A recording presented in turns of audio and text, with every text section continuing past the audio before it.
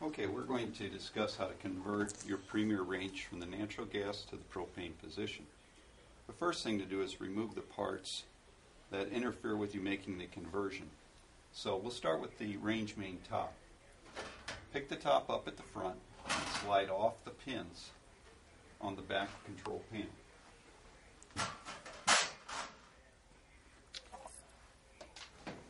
Then remove the oven racks from the oven cavity. The oven bottom is removed by reaching into the openings at the front of the oven bottom, pick up at the front, and slide out of the oven cavity.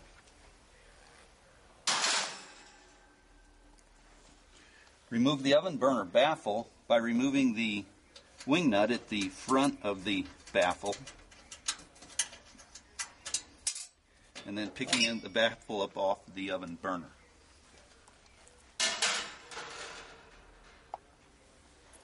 And then, if the shipping screws are still in the top burners, go ahead and remove them because they're not needed after the range is in its final location. So just take them out and leave them out at that point. Okay, step 2 is to convert the pressure regulator from the natural gas to the propane gas position. To do this, you can either use a large blade screwdriver or capture a coin within a pair of pliers and push down and rotate counterclockwise to release the cap from the regulator. Flip the cap over and reinsert the cap into the regulator, rotating clockwise till the cap is snapped back into place. You should see the LP position marked inside the cap if you have it in the LP position. That's all that's required to convert the regulator to LP gas or propane. Let's turn on the right rear burner and light it so that we know that we have gas through the system. At that point, go ahead and rotate that burner off and light your range thermostat knob in and hold while lighting the pilot itself. Now, simply put the lighter or match underneath the pilot and it should ignite. Now, it could take as much as 60 seconds to LP or propane gas is to convert the top burners to the propane position. It's easiest to take the burners loose from the burner support by twisting and lifting out of their location. Place a 1/2-inch wrench on the orifice hood, which is on the end of the valve, and rotate counterclockwise to the closed position. Now this will take several turns, but turn until it is lightly seated on the valve. And this can take as much as 4 or 5 turns. And then replace the burner. Now you want to repeat that exact same step for each of these top burners. Another important part of this revised standard is to sort of clarify the need for 2 steps when rotating from the pilot position to any cooking temperature, as well as the need for no stops or no interference from a cooking temperature to the off position. So we have created a video demonstrating this required sequence of operation as we see it. Now, I say that at the same time, we are just one manufacturer. Different manufacturers with different oven systems do things a little bit differently.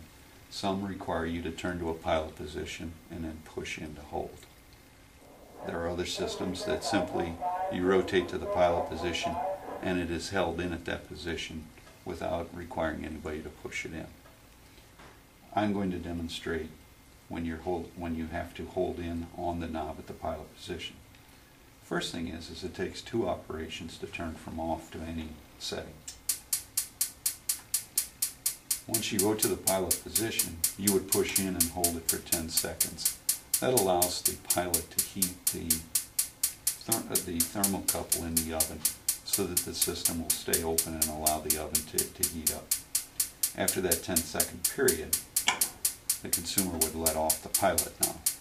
Now, in order to go from this pilot position, they felt it was necessary that there be 2 steps to go to any cooking position. And so you have to push in order to rotate to a cooking temperature. When you want to turn the oven off, it requires only 1 motion from the cooking setting to the off position. We have created a video to demonstrate the process that would be used for lighting a spark thermocouple oven system. The reason we're doing this is because in April of 2012, the Department of Energy has banned the use of standing pilot thermostats. Us, as well as most other manufacturers, have gone to some version of a thermocouple system.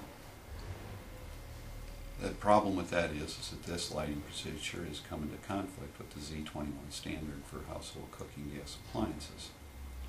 The oven system that is being proposed does not really cover the oven system as it is in the NC standard. So they have rewritten the standard or amended the standard to come up with a different oven system that would match what we're trying to accomplish. They intend to call this a manually activated intermittent continuous ignition system. So I'm going to show you how this oven system operates. This system has been used in Europe for many years and has been used on standing pilots in the United States for quite some time. In order to light this oven, the consumer would push in and rotate to the pilot position. Once in the pilot position, they would push and hold for 10 seconds. That lights the oven pilot. The oven pilot heats the thermocouple and takes approximately 10 seconds to sufficiently heat it to hold the system open. After 10 seconds, they would push in and rotate to an oven cooking temperature that they desire. The second half of step 7 is to convert the oven thermostat control to LP by removing the top burners on the right-hand side of the unit and setting them aside. This will allow you to reach the adjustment screw on the side of the thermostat control. It requires a 3/16" nut driver or a 3/16" wrench, whichever you have available. You rotate the adjustment screw clockwise to the stop position. When it will no longer turn, it is in the proper setting for LP or propane gas. That finishes the adjustment for the oven thermostat control. The final step in the conversion process is to go ahead and test the range for lighting. Test each top burner by rotating the burners on and verify that the burners each light as they are supposed to.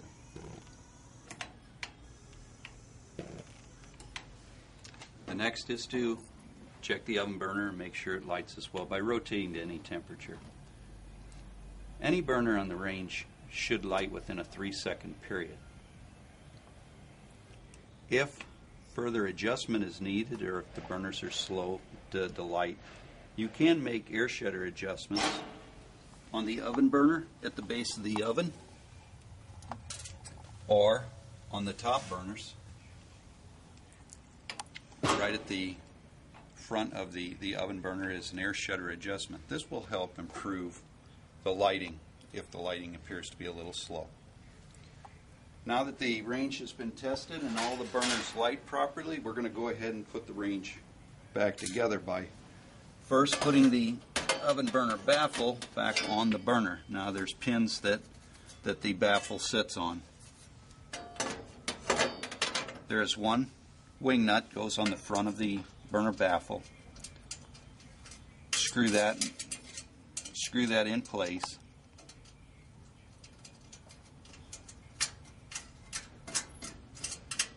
To secure tightly to the oven burner.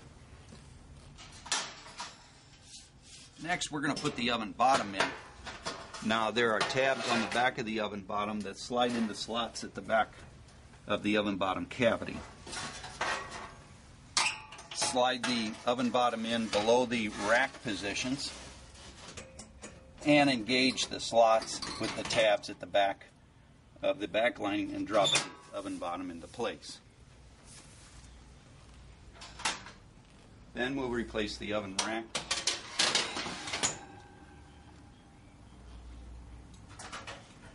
And then put the top back on the unit, hooking the top hinge holes onto the pins at the back guard, and then snapping the top in place. And your range is properly converted to LP or propane gas.